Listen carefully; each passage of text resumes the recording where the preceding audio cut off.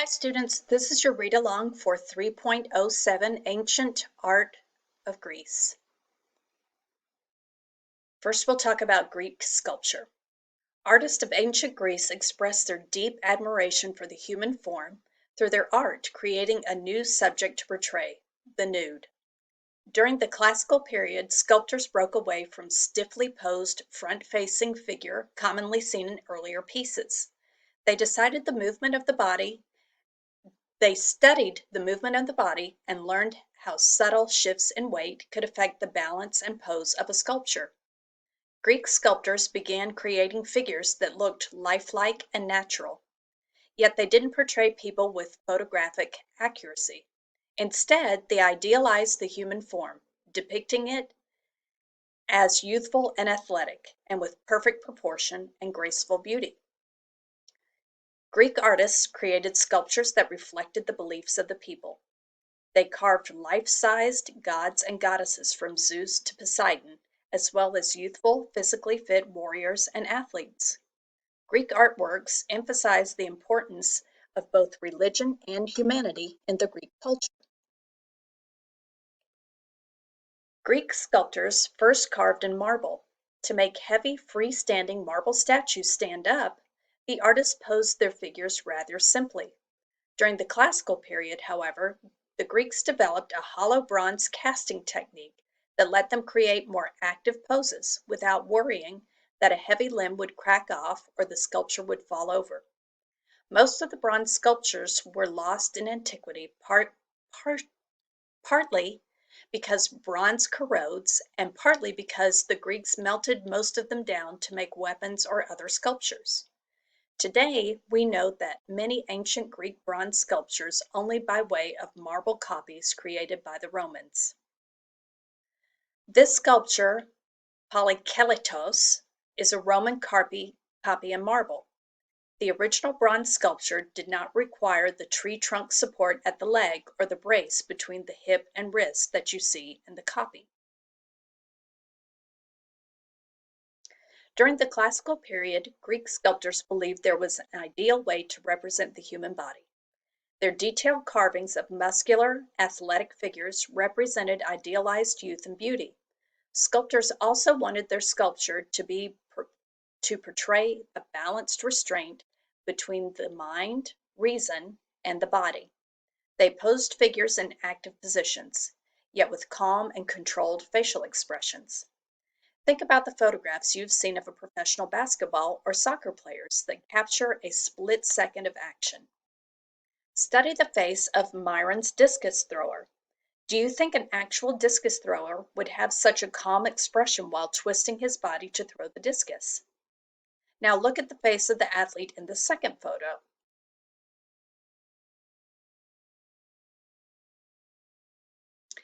Master sculptor Polykleitos embraced the notion of ideal beauty, so much that he created his own set of rules, called a canon, to construct the perfect human figure.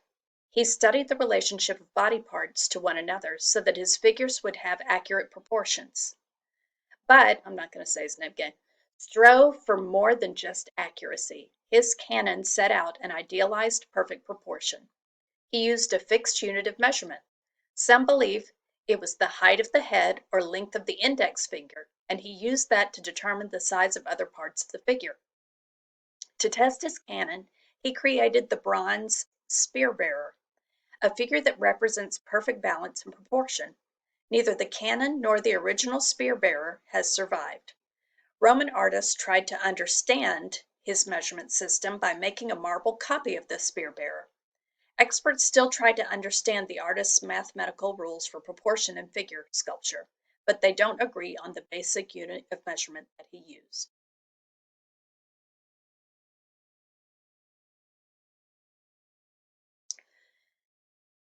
Polykleitos carved realistic figures and posed the body of the spear bearer with a natural S curve. The man's weight rests on the straight forward leg. The relaxed leg is bent, as if the man is about to take a step. The shoulders, hips, knees, and ankles are on diagonals. The figure is perfectly balanced. The left side with tensed forward leg, and relaxed arm. The right side with the relaxed leg and tensed, curled arm. We call this pose Contrapposto. Artists of the Hellenistic period poured drama and emotion into their sculpture. They rejected the academic, classical conventions of ideal proportion, beauty, and restraint. Instead, artists wanted viewers to feel something when they looked at a sculpture. So they traded calm poses and facial expressions for forms and shapes that seemed to break into the viewer's space and demand emotional response. Sculptors enhanced the drama by carving deep undercuts to create strong shadows. They often posed figures in complex, twisted positions and wrapped them in billowing fabric. Use the magnifier to study the sculpture. What other details do you see that make this piece different from the classical sculptures you study? You can click here, and it goes all the way through so that you can see it close up. This sculpture represents a terrifying scene from the Trojan War, when the sea serpent strangled the priest, Laocoon, for attempting to warn the Trojans of impending danger. The sculptor wove the serpent through the figures to emphasize struggle, movement, and pain. Notice the strong diagonal lines of the figures and the intense expression on their faces. Some experts believe Laocoon and his sons is the surviving original, but others believe it is a Roman copy. What emotional response do you have to this sculpture? Explore the Compare Classical and Hellenistic Sculpture activity on the next screen, and compare this sculpture with the one from the earlier period in ancient Greece. And that's where you'll do this activity. Even with head and arms missing, the winged victory of Samothrace provokes deep emotional responses. It even seems to interact with its environment. More than 8 feet tall, the majestic sculpture of a winged woman appears to live, breathe, and move. The forward movement of her body and her outstretched wings make it seem as if she's ready to fly. Sculptors used deep undercuts to create dramatic shadows in the billowing fabric that covers her body. They carved beautifully detailed textures resembling feathers, fabric, and skin. Also known as Nike of Samothrace, this figure is the goddess of victory, once stood on the prow of a stone warship overlooking the sanctuary of the great gods on the island of Samothrace. The sculpture may have been part of a fountain or water basin that bathed it in a fine mist, mimicking ocean spray against the ship. Historians believe this sculpture probably commemorated an important naval war victory. You can click through here and see close up. The Greeks created functional ceramic vessels and decorated them with paint, turning ordinary utilitarian items into works of art. Potters shaped the vessels on a wheel. If a pot were complicated or had a delicate shape, the potter would sometimes form in it pieces and then join other pieces. Vase painters were skilled draftsmen who made balanced compositions to fit within curved vessel shapes. To create images on black figure vases, the artist painted the figures first, filling in silhouettes with slip or liquid clay. Sometimes the artist also painted purplish red or white highlights on the figures. To make fine details in the figures, the artist used a sharp tool called a stylus to scratch away a thin layer of the slip to reveal the red clay underneath. When the pot was fired in a kiln, the slip turned black and the background retained the reddish color of the clay. You can click through these and it will show you how to do that, how they did it. The shape of a Greek vase changed depending on the function of the vase.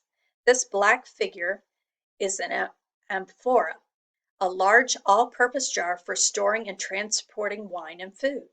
The images on the vases tell exciting stories about Greek gods, goddesses, heroes, and athletes. This amphora illustrates the dramatic movement when Greek hero Heracles wrestled the Cretan bull, one of 10 labors that Heracles was tasked with completing. The painter combined Heracles' naturalistic detail with idealized proportion and physical fitness. You can click through here to see closer. The reverse of black figure painting and the red figure technique, invented around 530 BC, produced red figures against a black background. Artists painted the background with slip and left the figures of the red color of clay. When the pot was fired, the slip turned black and the figures remained the color of the clay. The artists who created red figure vases made the delicate details and patterns by painting them with slip or glaze rather than scratching them with a stylus. By using a brush instead of a stylus, artists can make more realistic facial expressions, clothing details, and musculature. This red figure vase is a hydra, which people used as a water jug. The images on this vase depict another Greek hero, Odysseus, or Ulysses in Roman mythology, on his long trek home from the Trojan War. Odysseus is depicted here in his encounter with the Sirens, women with the bodies of birds. The Sirens tried to lure Odysseus and his men to their death by singing beautiful hypnotic songs. Odysseus had the crew tie him to the ship's mast and block their own ears with wax so they could not be tempted by the Sirens. And then you've got 2 activities that you can do here.